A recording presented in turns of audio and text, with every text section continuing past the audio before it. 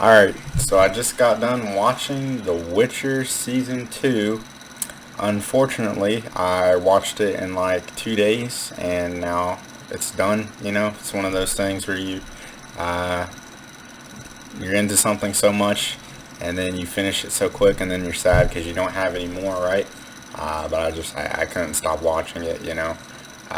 So let's see where to begin. This will just be kind of a brief summary. I'm trying to do more like brief, quick reviews overall for the channel, just because it helps me to be able to put out more stuff, do more stuff, instead of sitting and thinking about what I'm going to say and do for each video and things like that. So yeah, I'm going to try to do more brief, just quick stuff. But absolutely loved this season. Better than the first, and I loved the first. Many other people did, as a surprise to me, because I primarily have just played the games, haven't read the books or anything like that, which is what this is mostly based on. Completely, we'll get into that, but I just didn't expect so many people to love this show like they did, but I'm so glad, because that'll hopefully keep it going, for a while. But yeah, so this biggest gripe I think everybody had with last season, only thing it really needed to work on was the timeline. Was all jumbled up. I'm sure there was a reason for it, but it just didn't make a comfortable watching experience. It was very, like, I didn't realize till halfway through that it was all jumbled up timeline wise, because our main characters don't age, Yennefer and Geralt, or they don't age very much in a short amount of time, or in a long amount of time. And they poke fun at that, I believe, in this season at one point with Jaskier. I can't pronounce it with how they say. I'm just gonna call him Dandelion because that's how I know him from the games, right? So Dandelion has a line where somebody's talking about one of his songs and how I like the song, but I get confused with the timeline. So they poke fun at the fact of last season, everybody complaining about that. They don't do that this season. Well, they do in one episode, just a little bit, but they make sure that they show you things.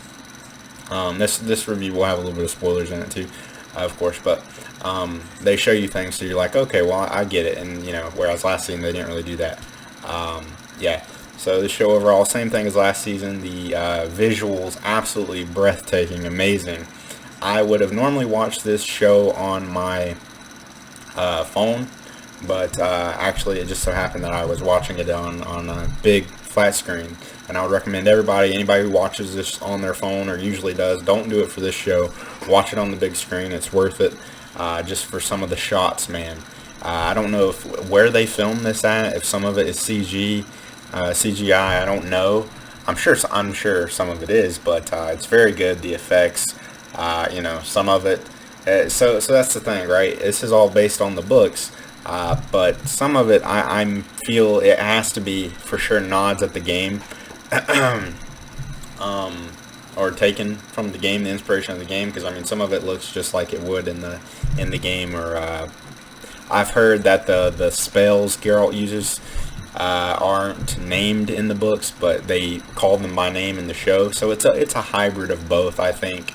I've heard that they're not going to go all the way to the point of the games, because this is all set before the games, and right where this will end is where the book ends, and also where the game starts, right? Because the games are a continuation. There's a whole interesting story. I was looking at it before I got on here, but we'll save that for the end. This isn't about that. This is more about this season. So they're very self-aware of the things that worked last season, and you have that in here. Dandelion gets a song in here. Everybody loved to toss a coin to your Witcher song. So Dandelion has another song in here. I don't think it quite holds up to that one, but it'd be hard to beat. What's his name? Henry Cavill, absolutely amazing as the Witcher, which is so funny because when I think most people saw that he was cast, everybody was like, oh, what the fuck, this guy, no, Superman is going to be my Witcher, but no, oh my god, he nails the voice. Just, to the point where I would look at the video game now and be like, that's strange, that's not Geralt. Henry Cavill is Geralt, that's not Geralt. Because Henry Cavill is a fan of The Witcher and plays a lot of games, and of the, video games in general, but he's played the Witcher games, and also the showrunner for this is a big fan and passionate about the Witcher, so you can feel that passion throughout the show, of course, you know. So yeah, he's just so good at the voice, the body language that he has, you know, just the acting across the board is good, but especially with him for sure, right? And like I said, the effects of some of the monsters that they have, they make sure they have those in there, and yeah, everything is just top-notch quality. You know, I'm sure they pump a shit ton of money into this show, but yeah, I hope it keeps going. It's #1 on Netflix right now, so I expect it will, for sure. Let's see, a lot of this stuff, though, I will say, even though the timeline is synced up, it is tough to follow some of the stuff for me, because I think some of it would sit better either on a rewatch or, of course, if you read the books. I think during the time period between season 2 and 3, I'm going to have to do some research. I probably won't go all the way to read the books. They have them online.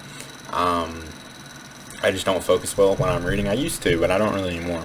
But they have them online where you can listen to some of them. I might do that, or just watch like a YouTube video breaking down the lore and things like that, because there are so many moving pieces to this, and it feels like Game of Thrones. Hopefully it doesn't end up like Game of Thrones. It's really good at first, and then towards the end it's just like, what the fuck, right? I don't think we'll have those missteps here. We'll see. Something that does worry me a little bit for the future, but, you know, no reason to worry right now. Everything's on the up and up. I'm just saying. So I still need to watch this, but they had a teaser trailer release at the very end that I didn't see, where they're gonna do a origin story, which again, the show kind of heavily needs these things, like the setup with Vesemir. He had what is it, I watched it, the Vesemir movie, where it's a cartoon but it connects to the show. Just something kind of that they did to give some backstory there, because there's so much story, right? Because they're creating such a big world and so many moving pieces. So anyway, they're having some type of new show that's going to be an origin story, a prequel, I think, to all of this without Geralt, you know. And I just hope that they don't kind of, I don't know if it's the same team or what. I want them to put their focus into the main show and then worry about that stuff. But then again, the show is so rich and so deep, it may need these different things, spinoffs, to kind of prop it up, you know. So yeah. Let's see. I mean, like I said, you get what you wanted in the last season. All these Ciri, Yennefer, Geralt, they were all kind of split up. And again, my knowledge and love for it and what I want to see is off the games. So maybe it's different in the book. I don't know. But, you know, we get to see them start to form their family dynamic in this. You know, Dandelion is there with them, which I really like him from the games. The little troll guys, you know, just the fight scenes are so good. You know, the action, the effects. I don't want to repeat myself, but yeah. So you get the idea. It's all season 1 and better. You know, somehow. Usually lightning doesn't strike twice, but it sure did. Even I think the colors are more vibrant in this season and more popping. And it is hard to do like adaptions and things like this, because as you've seen with the show that just came out, Cowboy Bebop, I think is what it was called. I haven't read that or watched the anime or anything like that. I just heard things about it, and that it was such a fateful adaptation to it was almost to a fault for the show, because some of the things from the anime just didn't translate well to the live action, I believe. And with this, you know, it's just, it all works, I think, so good.